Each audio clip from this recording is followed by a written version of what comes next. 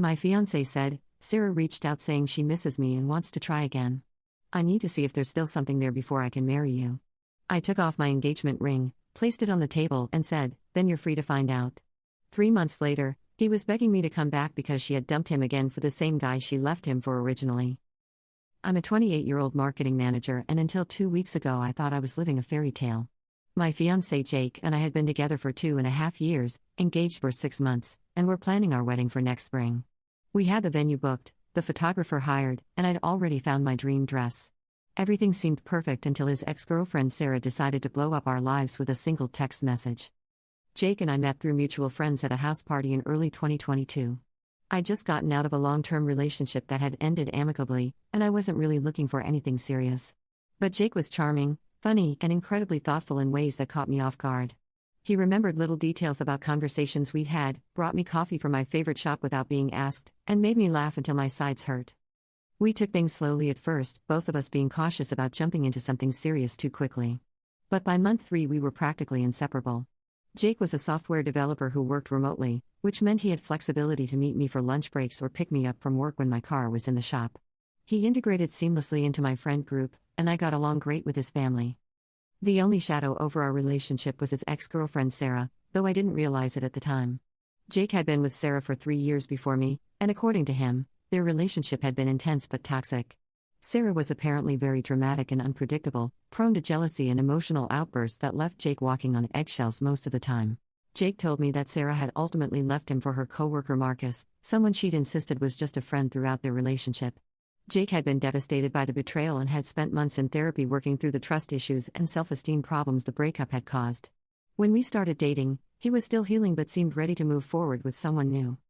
I appreciated Jake's honesty about his past and the fact that he'd done the work to address his emotional baggage before getting serious with me. He spoke about Sarah with the kind of detached sadness you'd expect from someone who'd processed a difficult breakup and moved on. He never said anything mean about her, just acknowledged that they'd been incompatible and that the relationship had run its course. What I didn't know was that Sarah had tried to reconnect with Jake multiple times during our first year together. Jake later admitted that she'd reached out whenever things got rocky with Marcus, usually late at night when she was emotional and nostalgic. Jake had always shut down these conversations quickly and never mentioned them to me because he said he didn't want to create drama or make me feel insecure about a relationship that was clearly over. Looking back, I can see warning signs I missed or chose to ignore. Jake would sometimes get distant and moody for a day or two, claiming work stress or family issues when I asked what was wrong. His phone was always face down when we were together, and he'd sometimes step outside to take calls that he said were work-related. He was also strangely interested in Sarah's social media activity, though he claimed he was just keeping tabs on mutual friends. But overall, our relationship was stable and happy. Jake was affectionate, supportive, and seemed genuinely excited about our future together. He talked about traveling the world, buying a house, starting a family. When he proposed last October, it felt like the natural next step in a relationship that had been building toward marriage from the beginning. The proposal was everything I dreamed of. Jake had planned a weekend getaway to a cabin in the mountains where we'd had our first official date. He coordinated with my best friend to make sure I packed appropriate clothes, arranged for champagne and dinner from my favorite restaurant, and proposed at sunset overlooking the valley where we talked about our dreams and goals that first weekend together. I said yes immediately, overwhelmed with happiness and excitement about spending the rest of my life with someone who understood me so completely. The ring was perfect, a vintage emerald-cut diamond that Jake had found at an estate sale because he knew I preferred unique pieces over traditional settings. He clearly put thought and effort into every detail. The next 6 months were a whirlwind of wedding planning and preparation. We chose a venue that could accommodate both our families, hired vendors who understood our vision for an elegant but relaxed celebration, and started the process of combining our lives more formally. Jake moved into my apartment since it was larger, and we began talking seriously about buying a house together after the wedding. Everything changed on a Tuesday evening in early May. I was making dinner while Jake worked late in our home office when I heard him on a phone call that sounded different from his usual work conversations. His voice was softer, more emotional, and I could hear him saying things like "I understand and this is really hard" in a tone I'd never heard before. When Jake came out of the office an hour later, he looked shaken and distracted. I asked if everything was okay with work and he said yes, but something about his demeanor felt off. He was quiet during dinner, barely touching his food, and kept checking his phone with an expression I couldn't read. That night, Jake was restless and couldn't seem to fall asleep. I woke up around 2 a.m. to find him sitting by the window staring out at the street. When I asked what was wrong, he said he'd been thinking about some big decisions at work and needed time to process everything. It seemed plausible enough that I didn't push for details. The next few days were strange and tense. Jake was physically present but emotionally distant, going through the motions of our normal routines while clearly preoccupied with something else. He'd start conversations and then trail off mid-sentence, lost in thought. He canceled our usual Friday night dinner plans, claiming he needed space to think about work issues. I started to feel like I was living with a stranger. The Jake I knew was communicative and emotionally available, always ready to talk through problems or concerns. This new version was closed off and distracted, treating me like a roommate rather than his fiancé. When I tried to address the change in his behavior, he insisted everything was fine and that I was overthinking normal work stress. The breaking point came on Thursday evening when I got home from work to find Jake sitting at our kitchen table with my engagement ring in front of him. My stomach dropped immediately because I knew that whatever conversation we were about to have would change everything between us. "We need to talk," Jake said, and his voice was shaking. "Sarah reached out to me earlier this week. She and Marcus broke up again, and she's been doing a lot of thinking about our relationship and what went wrong between us." I sat down across from him, trying to process what he was telling me. "Okay, and what does that have to do with us?" Jake looked at me with tears in his eyes. "She said she misses me and wants to try again. She thinks we gave up too easily and that we could work through the problems we had before. She's been going to therapy and working on the jealousy and communication issues that caused problems in our relationship." I felt like the floor was falling out from under me. "Jake, you're engaged to me. We're getting married in 8 months. What does it matter what Sarah wants?" That's when Jake said the words that ended our relationship. "I think I need to see if there's still something there between us before I can marry you. I can't commit to spending the rest of my life with you while wondering what might have happened if I'd given Sarah another chance." I stared at him in complete shock. "You want to break up with me to explore things with your ex-girlfriend who left you for another man?" Jake started crying and reached for my hands, but I pulled away. "It's not that simple, Emma. Sarah and I have history, and I never got closure after she left. I need to know if what we had was real or if I've just been running from it by being with you." The way he phrased it made it clear that he saw our entire relationship as a rebound from Sarah, something he'd been using to avoid dealing with his real feelings for his ex. I realized that for 2.5 years, I'd been competing with a ghost without even knowing it. I took off my engagement ring and placed it on the table next to him. "Then you're free to find out. I won't be anyone's backup plan while you figure out your feelings for someone else." Jake immediately started backtracking, saying he didn't want to lose me and that maybe we could work something out. He suggested we could take a break while he got clarity about his feelings, with the understanding that we'd probably get back together once he'd resolved things with Sarah. "No," I said firmly. "If you're not sure you want to marry me, then we're done. I'm not going to sit around waiting while you test drive your ex-girlfriend to see if she's a better option than me." I went to our bedroom and started packing my clothes and personal items. Jake followed me, begging me to reconsider and give him time to work through his confusion. He said he loved me and that our relationship was important to him, but that he owed it to himself and to me to be completely sure before we got married. "You just told me you've been wondering about Sarah our entire relationship," I said while folding clothes into suitcases. "That means you've never been all in with me. You've been keeping one foot out the door this whole time, and I deserve better than that." I called my best friend Rachel and asked if I could stay at her place for a while. She immediately said yes and offered to come help me move my things. Within 3 hours, I packed everything that mattered to me and loaded it into Rachel's car. Jake stood in the living room watching me leave, still trying to convince me that this was just a temporary break and that we could work through it. "Emma, please don't do this," he said as I headed for the door. "I just need some time to figure things out. This doesn't have to end everything between us." I turned back to look at him one last time. "Jake, the moment you told me you needed to explore things with Sarah, you ended everything between us. I hope she's worth it." I walked out and didn't look back. In the car with Rachel, I finally broke down crying. Not just because my relationship and engagement were over, but because I realized that Jake had never really chosen me. I'd been the safe option while he pined for someone who'd already rejected him once. Update 1. It's been 3 weeks since I moved out of the apartment Jake and I shared, and I'm starting to feel like myself again. The first week was brutal. I barely slept, couldn't eat, and cried at random moments throughout the day. But with Rachel's support and some emergency therapy sessions, I'm beginning to process what happened and move forward. The hardest part has been canceling all our wedding plans. I'd paid deposits on vendors, ordered invitations, and put down money on a dress that I'd never wear. The financial loss was significant, but the emotional cost of making all those phone calls was even worse. Each cancellation felt like another nail in the coffin of the future I thought we were building together. My family has been incredibly supportive, though they were all shocked by Jake's decision. My parents had really liked him and were looking forward to welcoming him into the family. My sister couldn't believe that Jake would throw away our relationship for someone who'd already hurt him so badly. Even my usually diplomatic mother called his behavior selfish and immature. Jake has tried to contact me multiple times since I left. He's sent text messages, left voicemails, and even showed up at my office once trying to explain his decision. According to him, he needed to be completely honest about his feelings rather than carrying doubts into our marriage. He kept insisting that exploring things with Sarah was the right thing to do for both of us in the long run. I blocked his number after he sent me a long email detailing his conversations with Sarah and how they were taking things slowly to see if they could rebuild what they'd had before. He actually seemed to think I'd appreciate his transparency about the process, as if knowing the details of his reconciliation with his ex would somehow make me feel better about being abandoned. Rachel was furious when I showed her Jake's messages. She pointed out that Jake was trying to have his cake and eat it too, exploring things with Sarah while keeping me emotionally invested in case things didn't work out. She said his attempts to stay in contact were selfish and manipulative, designed to keep me available as a backup option. The most revealing conversation happened when I went to get the last of my things from our apartment.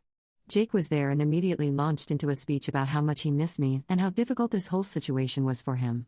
He said he thought about me constantly and wondered if he was making a mistake. "Then why are you doing it?" I asked him. "If you miss me so much and think you might be making a mistake, why not work on our relationship instead of chasing after someone who already rejected you once?" Jake got emotional and said it wasn't that simple. "Sarah and I have unfinished business, Emma. I never got to try again after she left, and I can't move forward with you while wondering what might have been. It's not fair to either of us." I realized that Jake was living in a fantasy where Sarah was the great love of his life who'd been stolen away by circumstances rather than someone who'd chosen another man over him. He couldn't accept that Sarah had simply preferred Marcus and had only reached out because that relationship had failed again. "Jake, she didn't leave you because of bad timing or communication problems," I told him. "She left you because she wanted to be with Marcus more than she wanted to be with you. And now that Marcus has rejected her again, you're her second choice just like I was yours." That conversation made it clear that Jake was determined to pursue this fantasy regardless of the consequences. He was convinced that he and Sarah were meant to be together and that their previous breakup had been a misunderstanding that could be resolved with maturity and better communication. I took my remaining belongings and told Jake not to contact me again. Whatever happened with Sarah was his business, but I wasn't going to be part of his backup plan when reality inevitably set in. The silver lining has been reconnecting with friends and activities I'd neglected during my relationship with Jake. I'd organized my social life around our couple friends and joint activities, but now I'm rediscovering interests and relationships that I'd put on the back burner. I started taking a pottery class, joined a hiking group, and have been reading books that Jake had no interest in discussing. I've also been doing a lot of thinking about red flags I missed or ignored during our relationship. Jake's secretiveness about Sarah's previous contact attempts, his moodiness during certain periods, and his intense interest in her social media activity all make sense now. He'd been emotionally unavailable because part of him was still connected to his ex. Update 2. 6 weeks after Jake chose Sarah over me, I got some interesting information about how their reconciliation was going. My friend Lisa works at the same company as Marcus, Sarah's most recent ex, and she had some fascinating details about the situation. According to Lisa, Sarah and Marcus had been in an on and off relationship for almost 2 years. They'd break up every few months when Sarah got bored or found someone else interesting, but Marcus always took her back when she decided she wanted to try again. Their most recent breakup happened because Sarah had been flirting with a new coworker and Marcus finally got tired of her pattern of seeking attention from other men. When Sarah reached out to Jake, it wasn't because she'd suddenly realized he was the love of her life. She was just following her usual pattern of lining up a new relationship before fully ending the previous one. Jake was convenient because she knew he'd never completely gotten over her and would be receptive to her attention. Lisa said that Sarah had been posting constantly on social media about her second chance at true love and how sometimes you have to fight for what's meant to be. She'd shared photos of herself and Jake at restaurants and events, clearly trying to make Marcus jealous and prove that she could move on without him. But the strategy apparently backfired because Marcus started dating someone new almost immediately. When Sarah realized that Marcus wasn't going to chase her or fight for their relationship, she began having second thoughts about her decision to pursue Jake. Lisa noticed that Sarah's social media posts about Jake became less frequent and more forced-looking. Instead of genuine couple photos, Sarah was posting obviously staged pictures with captions about building something real and learning to love differently. It was clear that whatever she'd expected from reconnecting with Jake wasn't matching reality. Meanwhile, I'd been focusing on rebuilding my life and rediscovering who I was outside of my relationship with Jake.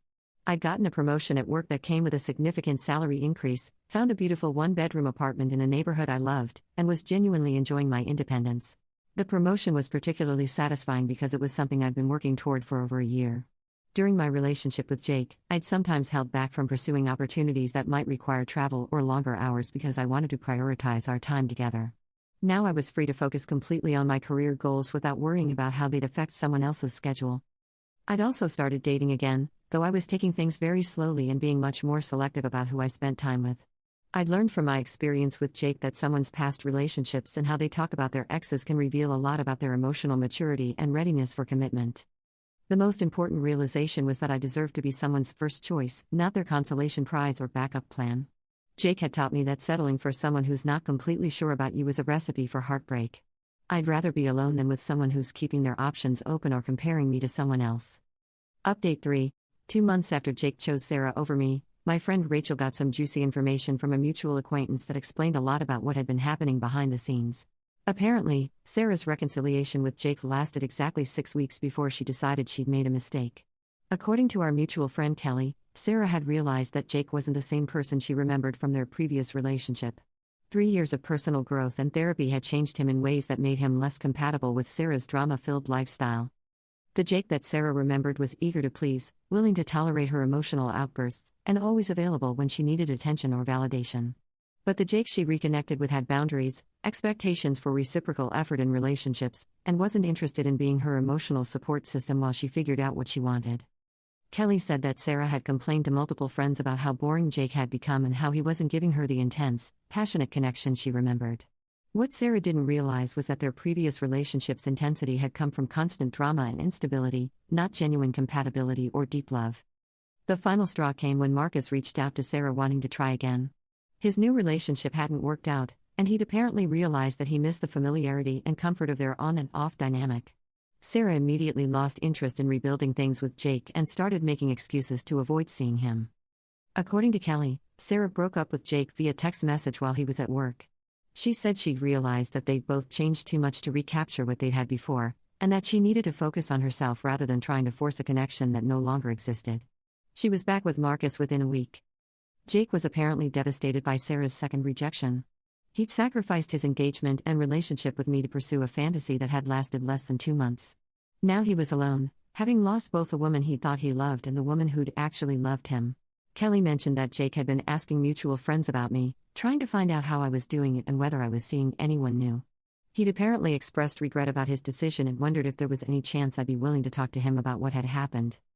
The answer was absolutely not. Jake had made his choice when he told me he needed to explore things with Sarah. He'd thrown away our relationship and engagement for someone who'd already proven she didn't value him. The fact that it hadn't worked out didn't erase the hurt he'd caused or change the fundamental issue that he'd never been fully committed to me. I was actually feeling grateful for Sarah's existence because she'd revealed Jake's true character before I'd married him. If she hadn't reached out when she did, I might have spent years in a marriage with someone who was secretly pining for his ex and would have eventually left me for her or someone else who reminded him of what he thought he was missing. My new life was going amazingly well. I decorated my apartment exactly how I wanted it, traveled to places Jake had never been interested in visiting, and was dating someone new who was genuinely excited about building a future together. David was a teacher I'd met through the hiking group, and he was refreshingly straightforward about his intentions and feelings. What I appreciated most about David was that he talked about his ex-girlfriend with a kind of closure and perspective that indicated he'd actually moved on. He could acknowledge what had worked and what hadn't in their relationship without idealizing her or expressing regret about their breakup. He was emotionally available and fully present in our developing relationship. Update 4. 3 months after Jake chose Sarah over our engagement, he showed up at my office building one evening as I was leaving work. I was walking to my car when I heard someone calling my name and turned to see Jake approaching with flowers and a desperate expression on his face. "Emma, please just give me 5 minutes to explain what happened," he said before I could tell him to leave. "I made the biggest mistake of my life and I need you to know how sorry I am." I looked at him and felt absolutely nothing. No anger, no sadness, no lingering attraction. Just mild annoyance that he was interrupting my evening plans with David. It was remarkable how completely my feelings had changed in such a short time. "Jake, we don't have anything to discuss," I told him. "You made your choice 3 months ago when you decided to pursue Sarah. How that worked out for you isn't my problem." Jake's face crumpled and he started crying right there in the parking lot. "She left me, Emma. Sarah broke up with me to go back to Marcus, the same guy she left me for originally. I realized too late that I threw away something real for a fantasy that was never going to work." He begged me to go to coffee so he could explain everything that had happened and how much he regretted his decision. He said he'd been in therapy working through his issues with attachment and commitment, and that he now understood how badly he treated me. He wanted a chance to prove that he changed and could be the partner I deserved. "I don't care about your therapy or your regrets," I said calmly. "You told me you needed to see if there was still something between you and Sarah before you could marry me. That told me everything I needed to know about how you felt about our relationship." Jake insisted that his feelings for me had been real and that his confusion about Sarah didn't diminish what we'd had together. He said he'd been scared of making the wrong choice and had convinced himself that exploring things with Sarah was the responsible thing to do before getting married. "You did make the wrong choice," I told him. "But not because Sarah didn't work out. You made the wrong choice because you chose to hurt someone who loved you in order to chase someone who'd already rejected you once. That says everything about your character and judgment." Jake asked if there was any possibility that we could start over as friends and see if we could rebuild trust over time. He said he understood that I was angry and hurt, but that he hoped I could eventually forgive him for his mistakes. He mentioned that he'd heard I was seeing someone new and said he didn't want to interfere, but that he'd always regret losing me. That's when I told him about David and how refreshing it was to be with someone who was emotionally mature and fully committed to our relationship. "David doesn't have any ex-girlfriends he's secretly pining for," I said. "He chose me and continues to choose me every day. That's what a healthy relationship looks like." Jake's face went pale when he realized that I'd not only moved on but found someone better. He asked if David knew about our history and whether I'd told him what had happened between us. I said David knew everything and had been nothing but supportive about my past relationship experiences. "The difference between you and David," I explained, "is that David sees my previous relationships as part of my history that made me who I am today. You saw Sarah as unfinished business that prevented you from fully committing to me. That's why we'll never work, even if I were interested in trying again." I left Jake standing in the parking lot and drove to David's house for our planned dinner together. When I told David about the encounter, he was sympathetic but not threatened.